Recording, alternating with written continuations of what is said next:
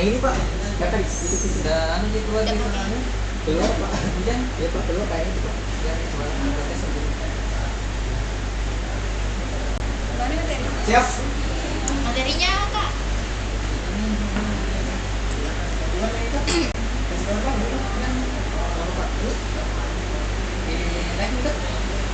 Nyalain dulu kameranya Kak.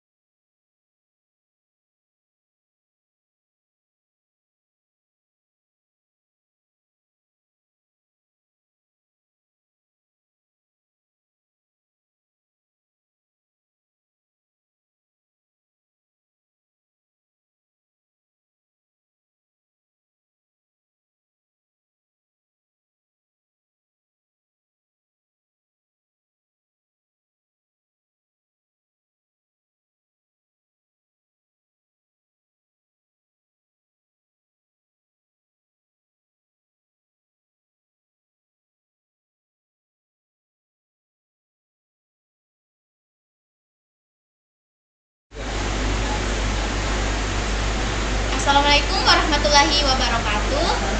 Halo, apa kabar teman-teman generasi milenial? Semoga kita semua dalam keadaan baik-baik saja di masa pandemi sekarang ini. Kami dari RTIK SMKN 1 Senjai mengajak teman-teman semua untuk mengikuti kegiatan kami yang bertemakan Booster Iman, Imun, dan Literasi Digital di masa pandemi sekarang ini. Kegiatan ini kami buat untuk berbagi dan sharing-sharing terkait isu-isu yang banyak dialami oleh semua kalangan, terutama kalangan generasi Z. Bersama narasumber kita yang merupakan alumni pengurus RTIK SMKN 1 Senjai, yaitu Kak Isna ini. Baik, tanpa membuang-buang waktu, mari kita masuk pada materi. Assalamualaikum warahmatullahi wabarakatuh. Perkenalkan, nama saya sendiri Isna ini. Status sekarang mahasiswi di Institut Agama Islam Muhammadiyah Senjai semester 2. Ya, tadi narasumber host sudah menyampaikan tentang judul materi, yaitu Booster Iman, Imun, dan Literasi Digital di masa pandemi. Langsung saja untuk mempersingkat waktu. Mungkin teman-teman sudah mengetahui tentang apa yang dimaksud dengan booster. Booster ini merupakan pendorong atau pendongkrak, di mana booster ini merupakan kata bahasa Inggris. Selanjutnya, iman. Apa sih itu iman? Pasti tidak asing lagi di telinga kalian tentang apa itu iman. Iman merupakan, pada umumnya yang sering kita dengar, iman ini diartikan sebagai meyakini dalam hati, mengucapkan dengan lisan, dan dibuktikan dengan amalan perbuatan. Selanjutnya, imun. Apa sih imun ini? Imun ini merupakan sistem kekebalan tubuh oleh seseorang, di mana sistem kekebalan tubuh ini sangat bermanfaat sekali atau sangat berpengaruh sekali dalam menjalani kehidupan sehari-hari. Selanjutnya, literasi digital. Apa sih literasi digital ini? Jadi, secara singkatnya, literasi digital ini merupakan suatu kecakapan seseorang dalam menggunakan teknologi atau dalam menggunakan media saat ini, sehingga mereka dapat menggunakan media ini dengan sebaik-baiknya. Oke Kak, saya akan memberikan pertanyaan. Bagaimana tanggapan Kakak terkait anak-anak di zaman sekarang yang kebanyakan kecanduan terhadap gadget Kak? Nah, untuk menangani anak-anak sekarang yang kecanduan gadget itu, yang pertama, mereka kecanduan karena tidak adanya jadwal yang teratur dengan mereka. Terus yang kedua itu karena kurangnya perhatian dari lingkungan sekitarnya, terutama keluarga, di mana keluarga ini merupakan orang yang sangat berperan penting dalam mempengaruhi si anak atau remaja tersebut. Adapun cara untuk menangani hal tersebut yaitu dengan memberikan support positif atau memberikan dukungan positif. Contohnya, contoh Sebagai orang tua itu harus membuatkan aturan jadwal kepada anak-anak mereka. Contohnya, malam kamu harus belajar, besok pagi harus menuju sekolah, nanti siang baru saatnya untuk main HP. Tapi ini main HP-nya harus dibatasi. bagaimana tanggapan Kakak atau cara mengatasi terkait teman-teman kan sekarang kebanyakan pecandu nonton drakor misalnya Kak, bagaimana Kak tanggapannya?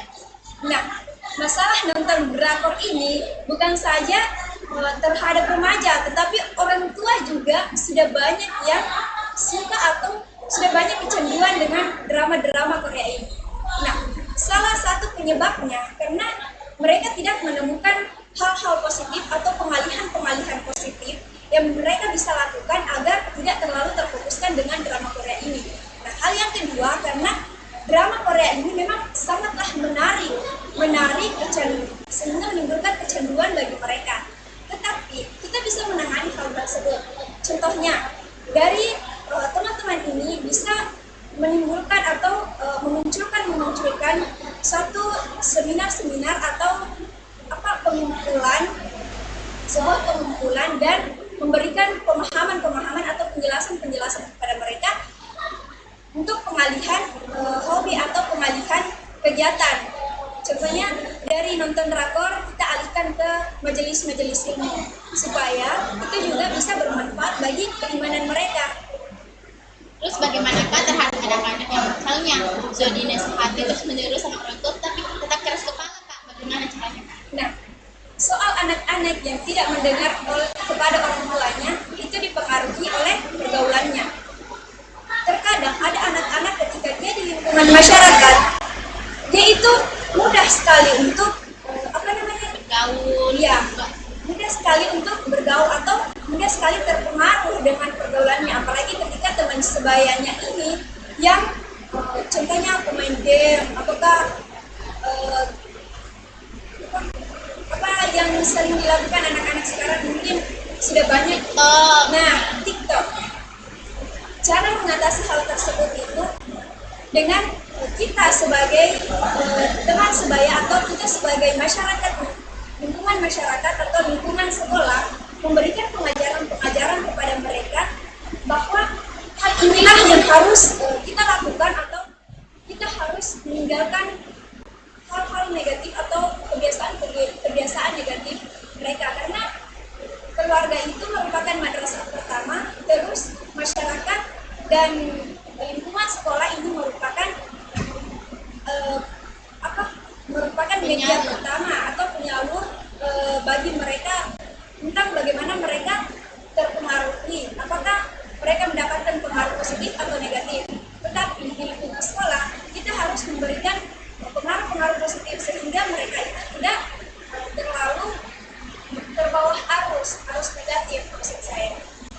Kan terkait dengan imun Kak, misalnya ada yang malas bangun pagi atau malas sholat, apakah itu cara mengatasinya? Nah, anak-anak yang kecanduan teknologi atau keseringan main game, keseringan main TikTok, sehingga mereka itu waktu istirahatnya itu digunakan untuk tidur, pas bangun tidur mereka main game. Nah, itulah yang sering sekali terjadi. Bagaimana Kak caranya mengatasi hal tersebut? Cara mengatasi hal tersebut itu dengan memberikan kegiatan-kegiatan seperti olahraga. Nah, olahraga ini kan dapat meningkatkan kekuatan atau kestabilan tubuh mereka. Nah, adapun yang di rumah yang dapat kita lakukan di rumah itu dengan memberikan mereka makanan atau asupan-asupan yang sehat, bergizi, seperti sayur-sayuran atau makanan-makanan yang dapat meningkatkan kestabilan tubuh mereka. Kan terkait dengan literasi digital, penggunaan digital di masa pandemi sekarang kan banyak kayak misalnya ngapain disuruh sama orang tuanya, tapi akhirnya lagi kerja tugas ini, padahal enggak Kak, caranya itu bagaimana kita bisa merubah pola pikir kita. Nah, jika membahas tentang kasus remaja atau kasus anak-anak di masa pandemi ini kan lebih sering menggunakan HP. Ya kan? Alasannya kerja tugas. Tugas padahal nonton, baca. Nah, hal tersebut itu terjadi karena mereka kurang sadar atau tidak mengetahui bahwa hal demikian ini sudah otomatis menurunkan keimanan mereka, ataukah gadget mereka ini sudah mempengaruhi keimanan mereka. Adapun hal yang dapat dilakukan kepada anak-anak yang mengalami hal tersebut yaitu pengalihan kegiatan mereka. Misalnya pengalihannya, misalnya kita membuka ruang kepada mereka untuk melakukan hal-hal yang positif. Contohnya kan di SMK ini masih menjalankan literasi mengaji ya. Iya kan? Nah, kita bisa membuat kegiatan-kegiatan tersebut. Contohnya literasi mengaji. Setiap hari Jumat itu ada kajian khusus akhwat karena kan tujuannya sholat Jumat. Nah, hal-hal yang seperti itulah, hal-hal kecil seperti itulah yang dapat kita lakukan untuk merubah mindset mereka ke hal yang lebih positif lagi sehingga mereka tidak terpengaruh. Makasih Kak, makasih atas penjelasannya. Baik, kita beralih. Apakah ada teman-teman yang ingin memberikan pertanyaan kepada kakak kita?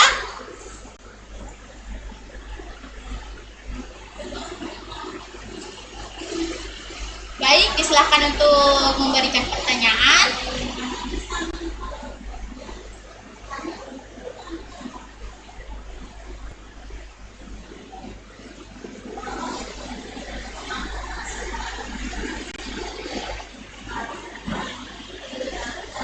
Oke Kak, sambil menunggu teman-teman kita memberikan pertanyaan, contoh Kak, motivasi lah Kak untuk teman-teman semua terkait kondisi sekarang, misalnya Kak terkait HP, jangan keluar rumah.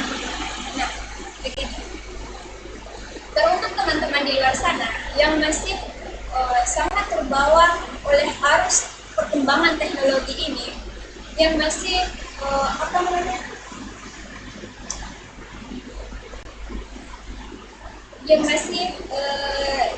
sering lupa waktu, salah satunya terutama waktu ibadah, dan juga menggunakan kemajuan teknologi ini ke hal-hal negatif, contohnya kebanyakan main TikTok, kebanyakan main game, sehingga pembelajarannya mereka itu tidak efektif. Apalagi di masa pandemi ini kan semuanya serba online, bahkan pembelajaran kita itu secara online. Jadi teruntuk teman-teman, marilah kita menyadari dari diri masing-masing bahwa hal-hal seperti ini itu hanya akan mendatangkan banyak kerugian bagi diri sendiri. Yang pertama, kita rugi di material, atau kita membayar contohnya untuk pembelian buku atau pembelian data. Nah, kita membayar semua itu, tetapi kita hanya menggunakannya ke hal-hal negatif. Tentu kita harus menyadari bahwa hal tersebut itu sangat merugikan diri kita sendiri, terutama orang tua kita. Dan supaya cari uang kita malah enak-enak. Nah, seperti itulah yang harus kita sadari. Apalagi kan kita sudah berada di sekolah menengah atas ya. Sebentar lagi kita beralih ke masa yang lebih tinggi lagi, yaitu sebagai mahasiswa.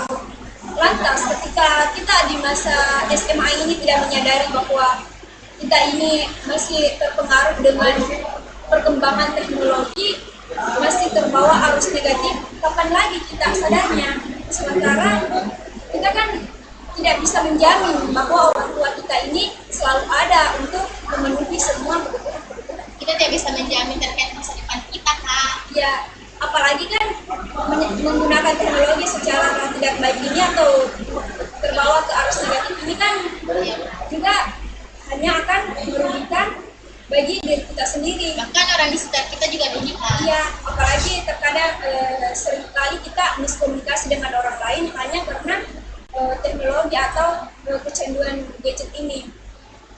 Oke Kak, saya mau bertanya lagi terkait cara kakak mengatur waktu. Kan sekarang mahasiswa Kak, pastinya kayak lebih waktu untuk sendiri untuk istirahat pasti kurang Kak cara mengaturnya Kak. Nah, bertanya tentang bagaimana memanajemen waktu sebagai seorang mahasiswa. Sebagai seorang mahasiswa itu memang bisa dikata merupakan masa-masa sulit untuk membagi waktu, apalagi waktu istirahat. Ini waktu istirahat adalah waktu yang sering sekali terlupakan.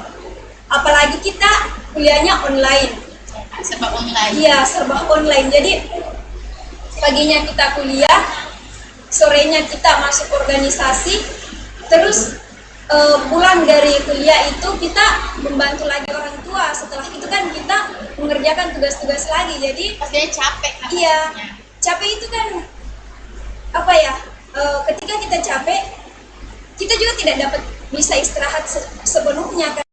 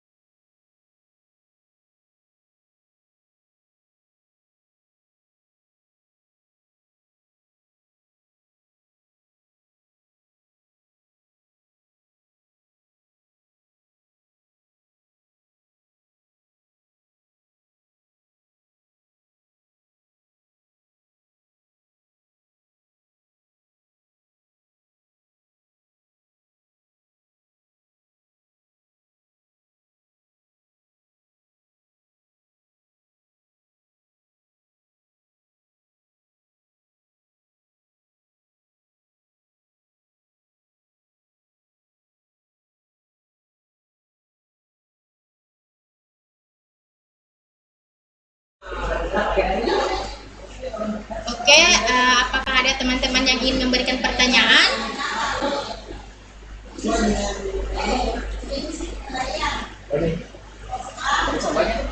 Ini Kak, ada dari teman kita Nirwana Nista dari via Zoom. Pertanyaannya Kak, bagaimana konsep dasar pengembangan literasi dalam masa pandemi seperti ini pada saat anak ini?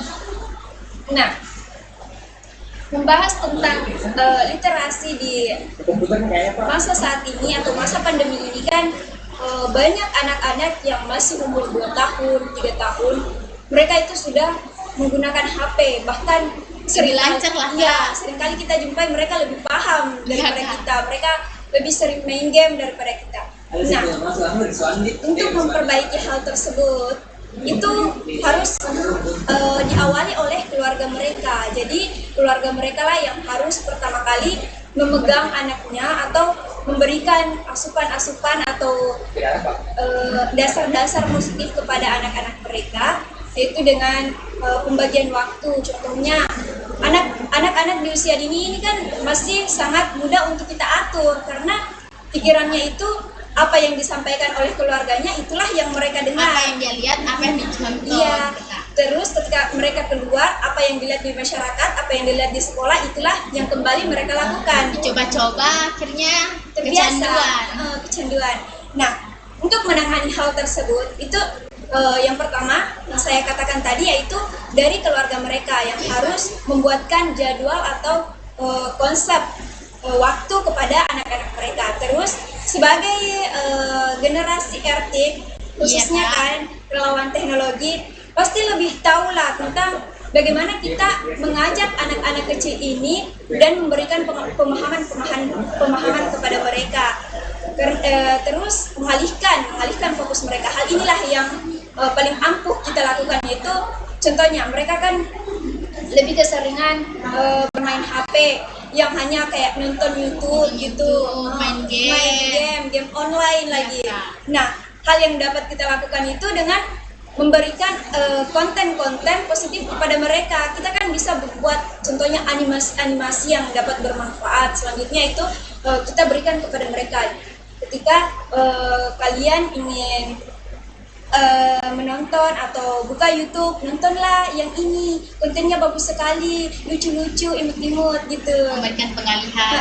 Iya, pengalihan.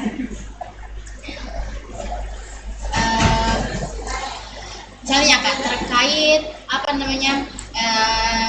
kita sekarang ini, masa sekarang kan kadang-kadang lebih banyak main HP daripada bersosialisasi dengan sekitar. Cara pengalihannya itu gimana Kak?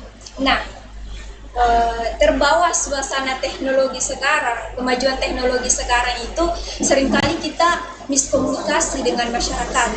Seringkali kita bahkan terkadang ketika kita di rumah, kita masih saja tetap main HP gitu, lupa dengan adanya keluarga di sekitar kita. Nah, untuk mengatasi hal tersebut, yaitu yang pertama kesadaran diri sendiri bahwa hal ini itu tidak sepantasnya saya lakukan karena saya sudah berada di lingkup keluarga saya.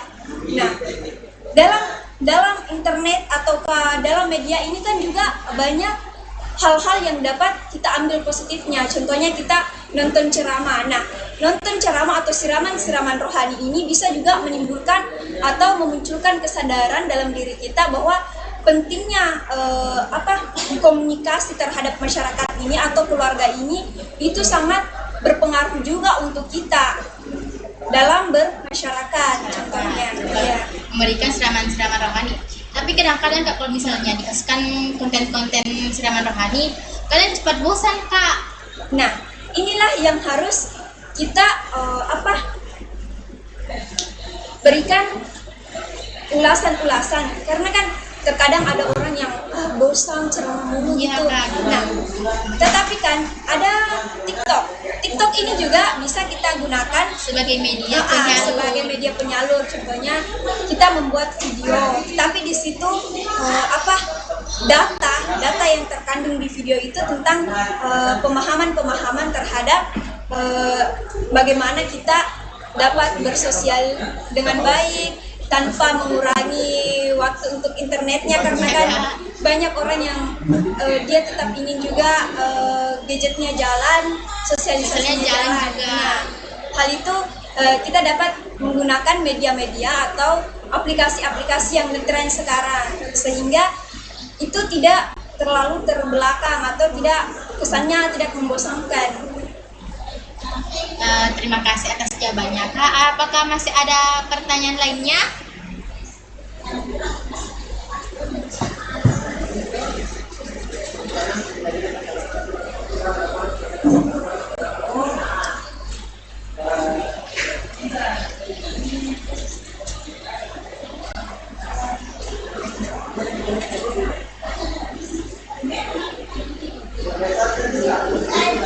Sambil menunggu pertanyaan dari teman-teman, saya mau memberikan pertanyaan lagi Kak. Maksudnya sekarang Kakak kan kurang waktu untuk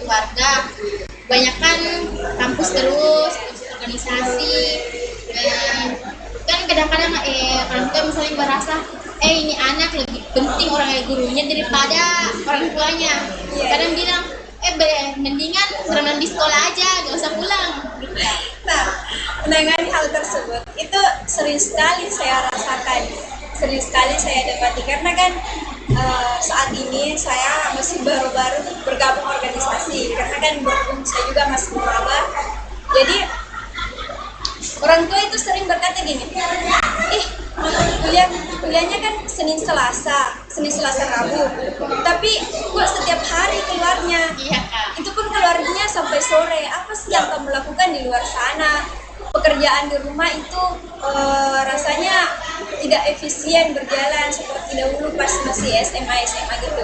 Nah, dalam memberikan pemahaman kepada orang tua saya itu menjelaskan sebagai seorang teman atau sebagai seorang sahabat yang curhat kepada orang tuanya. Jadi saya tuh menjelaskan, ibu atau bapak, ketika saya keluar, saya tuh mengikuti organisasi. Di dalam organisasi ini sangat banyak manfaatnya. Saya bisa memperluas ilmu saya dan berorganisasi juga itu sebagai penunjang. Seperti itu. Oke Kak. Sepertinya ada pertanyaan dari teman-teman kita ini. Pertanyaannya itu bagaimana penerapan literasi di masyarakat? Bagaimana penerapan literasi di masyarakat? Kalau kita turun ke masyarakat, mereka itu lebih sukanya ke hal-hal yang instan gitu. Dia tidak mau lagi mencari informasi atau lebih memperluas wawasan mereka dengan membaca contohnya. Nah, untuk memperluas hal tersebut yaitu dengan memberikan pemahaman dasar kepada mereka bahwa memperluas informasi atau memperluas data ini itu lebih bagus daripada instan atau secara praktis yang kita lakukan, karena kan terkadang ketika kita melakukan hal yang langsung praktis itu lebih banyak dampak negatifnya. Seperti itulah yang dapat kita sampaikan kepada mereka bahwa dampak negatif kalau kurang literasi ini itu tidak baik juga loh, makanya kita harus berbanyak literasi ataupun banyak membaca dan mencari data. Terima kasih pertanyaannya dari teman Siti Nur Kumawira. Sekarang beralih ke pertanyaan selanjutnya yaitu Nurul Mawadah. Katanya Kak, saya mau bertanya bagaimana cara agar kita dapat izin atau kepercayaan dari orang tua dalam organisasi terhadap kegiatan dan waktu pulangnya lewat dan bahkan bermalam. Nah, hal seperti ini sering sekali didapati oleh anak-anak organisasi atau ekstrakurikuler di luar sana. Contohnya yang akan mengikuti Suatu kegiatan atau acara-acara. LDK kan biasanya bermalam, Ya Kak. ataukah lewat batas waktu, contohnya pulangnya jam 5:30 gitu. Bagaimana cara memberikan kepercayaan kepada orang tua, yaitu dengan memberikan bukti kepada mereka, bukti bahwa saya itu mengikuti kegiatan ini, saya mendapatkan hal positif nih Bu. Contohnya ketika kita di keluarga, kita mengaplikasikan apa yang kita dapatkan di organisasi. Jangan sampai kita hanya masuk organisasi tetapi tidak mendapatkan apa-apa kan, atau tidak dapat mendapatkan kepercayaan apa-apa dari orang tua. Jadi kita bisa mendapatkan atau meraih kepercayaan itu dengan memberikan bukti kepada mereka. Ketika kita di rumah, kita berbakti kepada mereka, pekerjaan mereka itu kita selesaikan. Nah, itu cara mengambil hati mereka. Terus dalam berorganisasi, kita juga tidak boleh kehilangan waktu terhadap keluarga kita. Kita jalan organisasinya, jalan juga hubungan antar orang tua kita. Nah, kalau permasalahannya tadi yang lewat batas waktu, contohnya bermalam atau pulangnya kesorean. Nah, itu kan bisa diatasi dengan memperbaiki komunikasi dengan orang tua kita. Contohnya sebelum kita pulangnya kesorean, kita menelpon ataukah menginformasikan kepada mereka bahwa saya pulangnya jam segini ya Ibu, karena ada kegiatannya seperti ini.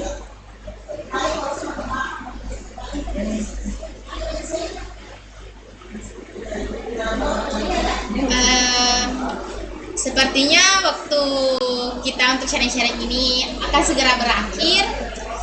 Jangan lupa teman-teman untuk tetap mematuhi protokol kesehatan. Terkait dengan materi hari ini, Kak, bagaimana kesimpulannya? Jadi kesimpulan dari materi hari ini yaitu tetap jalani setiap apa yang kamu inginkan. Jangan pernah merasa dirimu terbatasi oleh keadaan, karena keadaan tidak membatasi, hanya saja cara kamu yang mungkin belum tepat dalam membagi waktu. Baiklah teman-teman, sesi sharing kita bersama dengan Kakak Isna ini telah berakhir. Kita akan bertemu lagi pekan depan bersama dengan pemateri yaitu Rizwandi. Kak Rizwandi ini merupakan alumni pengurus etik juga. Terima kasih atas waktu yang telah diberikan kepada kami. Lebih dan kurangnya mohon dimaklumi. Saya ucapkan Assalamualaikum warahmatullahi wabarakatuh.